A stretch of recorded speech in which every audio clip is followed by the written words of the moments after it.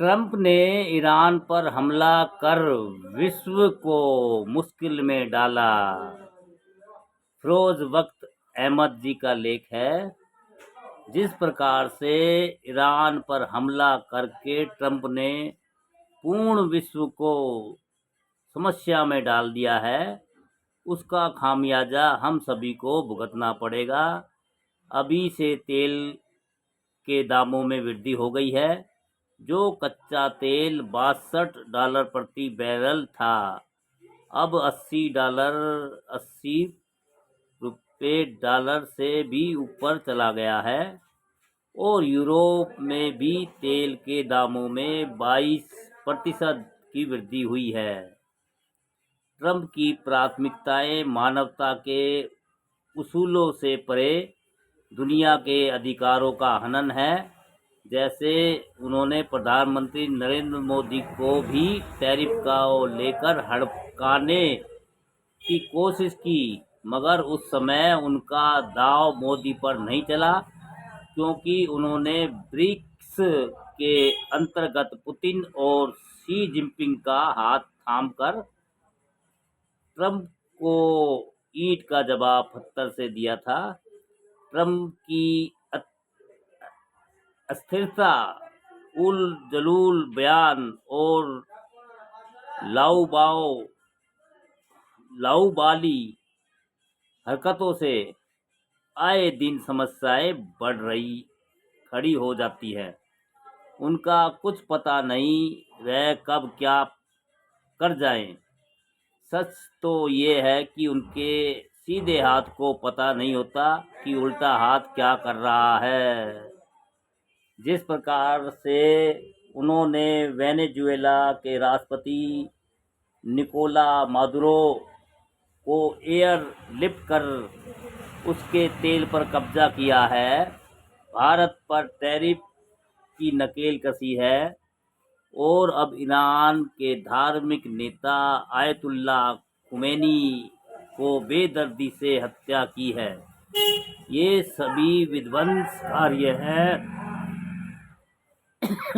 विश्व ने देखा है कि किस प्रकार से एक देश की गद्दी पर बैठे आयतुल्ला खुमैनी की उस समय हत्या की गई जब शांति वार्ता चल रही थी। यह बहुत धोखा था। इससे पूर्व भी जून 2025 में जब शांति वार्ता चल रही थी, तो उस दिन छठे दौर की बात चलनी थी।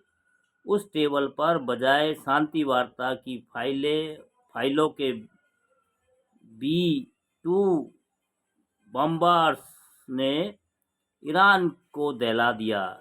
1 मार्च को जब ईरान ने आयतुल्ला खुमैनी जघन्य हत्या का समाचार दिया था, जब से अब तक हमारी सरकार ने इस विश्व स्तर के नेता की श्रद्धांजलि के संबंध में एक शब्द का भी ट्वीट अब तक नहीं किया है।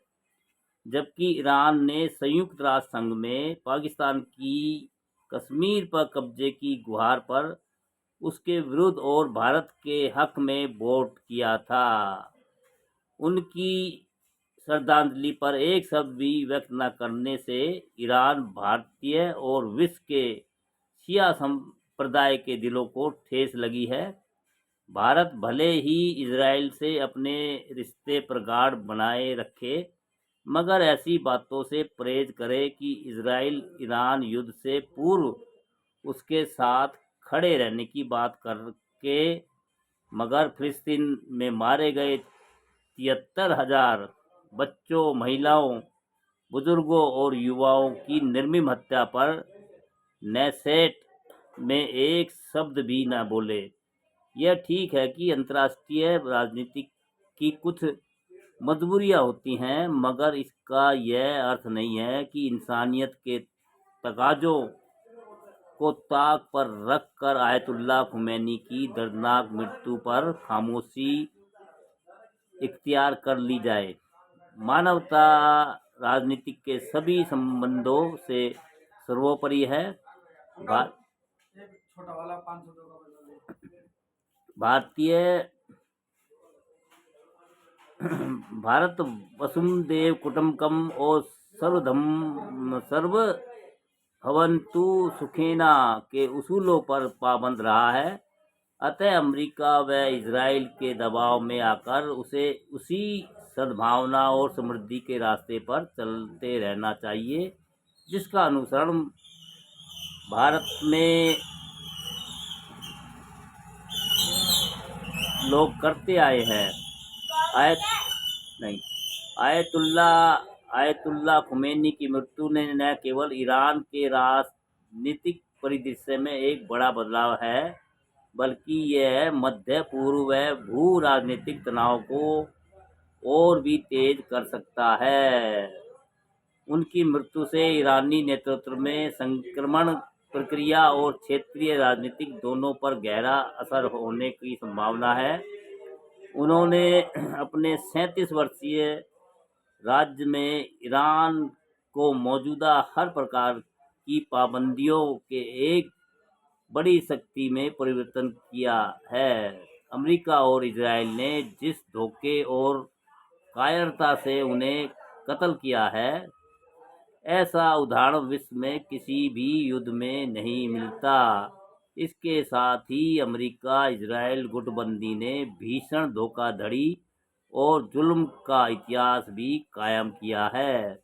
ईरान के ऊपर जो शर्तें उन्होंने रखी है, उनमें इंसानियत से परे केवल और केवल उनकी दादागिरी, चौधराहट, फांसीवाद और हिटलरवाद अधिक दिखाई देते हैं।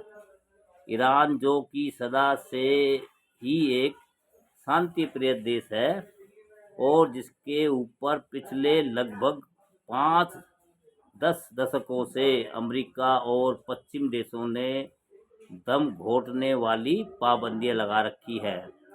अमेरिका ने ईरान से कहा है कि उसके एटम बम कार्यक्रम से उसे इजराइल और पूर्व विश्व को खतरा है, जबकि बैलिस्टिक मिसाइलों को समाप्त करने को कहा और हिजबुल्लाह, अल अंसार और हमास जैसे जिहादी गुटों की सहायता से मना किया है।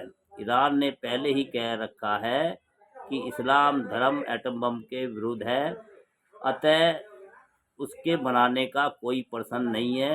रही बात बैलिस्टिक मिसाइलों की, तो ईरान का मानना है कि उनके अमेरिका को थमाते ही इजराइल उसे समाप्त कर देगा और हिजबुल्लाह जैसे प्रॉक्सी संगठनों को वह इसलिए हथियार देता है कि इजराइल सदा लेबनान और अन्य अरब देशों पर हमला करता रहे, तो इसलिए इन्हें हथियार दिए जाते हैं। अमेरिका को यह बिल्कुल हजम नहीं है, मगर यह मंजूर है कि इजराइल के पास एटम बम रहे, पाकिस्तान के पास रहे। क्या अमेरिका के प्रॉक्सी नहीं है जिन्हें वह फंड करता है?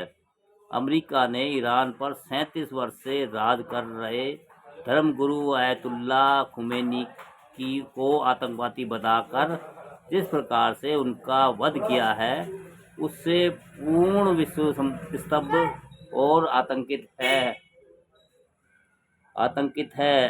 वे ईरानियों के ही नहीं, पूरे विश्व के मुस्लिमों के दिल पर राज करते थे। अमेरिका जैसे साम्राज्यवादी देश के वे सदा से ही विरुद्ध थे। हालांकि वे शिया होते हुए भी सदा यही कहा करते थे कि शिया सुन्नी अलग नहीं बल्कि एक ही हैं। ईरान के ऊपर बड़े घातक हमले इसलिए किए जा रहे हैं क्योंकि ट्रंप अपनी दादागिरी और यूनिपोलर विश्व पर राज करने के लिए सपने देख रहे हैं, जिसके अंतर्गत वह वहां सत्ता परिवर्तन करना चाहते हैं, जो एक भयंकर विषय है। अफगानिस्तान, इराक, लीबिया आदि में सत्ता परिवर्तन के बाद इन देशों में हाहाकार मचा हुआ है। भारत को अमेरिका से ना कहूँ से बैर ना कहूँ से दोस्ती वाली मानसिकता अपनानी चाहिए। ईरान सदियों से भारत का भरोसेमंद साथी रहा है और कम दामों पर उसे तेल देता रहा है। अतः दुनिया के इस समय उसे इस प्रकार से चटियल मैदान में अकेला नहीं छोड़ना चाहिए। दोस्तों, ट्रंप ने ईरान पर हमला कर विश्व को मुश्किल में डाला है। दोस्तों, फिरोज बख्त अहमद जी का लेख है, अच्छी जानकारी, अच्छी नॉलेज है दोस्तों।